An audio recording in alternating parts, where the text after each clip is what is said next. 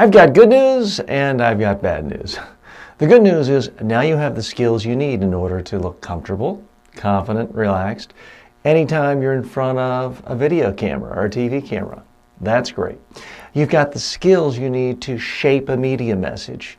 How do you go from something complex where there's 50, 100 things you could say and really boil it down to your top 3 messages?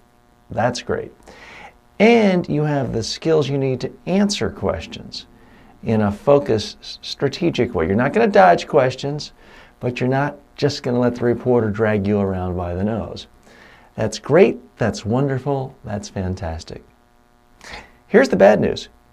You can do all of those things all day long and never get the quotes you want in the final story, whether it's text, a soundbite on TV, or radio.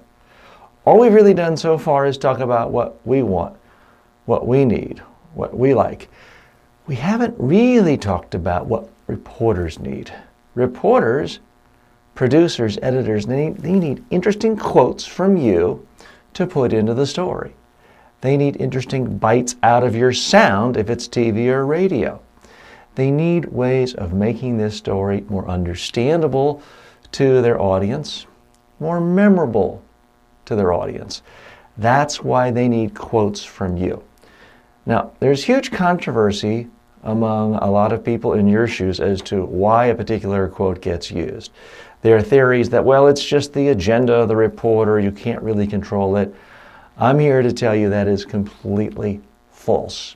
Of course, reporters can have agendas and perspectives, but the number one bias most reporters have is a bias in favor of anything interesting enough to get this story on the front page of their website or at the top of the newscast. That's their bias. They need interesting ideas from you.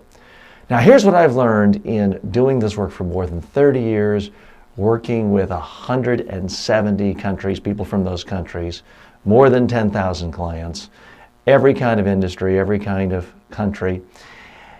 All of those things can be different, but what is remarkably consistent around the globe is the actual sentence structure of what gets quoted, what gets turned into a soundbite.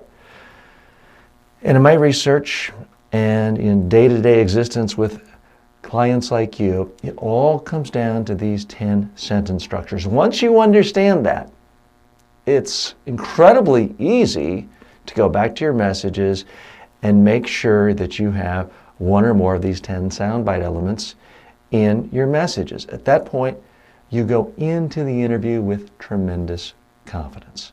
So I'm going to go over those 10 soundbite patterns in just a moment. By the way, of everything we're doing in this course, this is the least understood, the most misunderstood part of dealing with the media.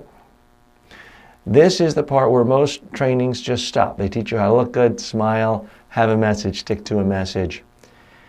And then the quotes you get are completely arbitrary. So pay close attention here. Do not say, okay, I've gotten this far, I'm ready to go. No.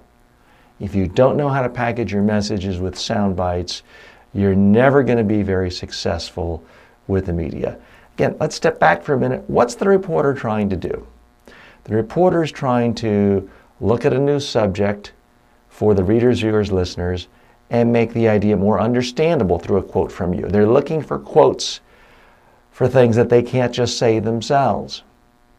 They're looking for quotes that make the idea more visual, more understandable. If you realize what the reporter needs and you realize what you need, you put the two together and everybody can win. So take close notes and get ready to prepare your own sound bites.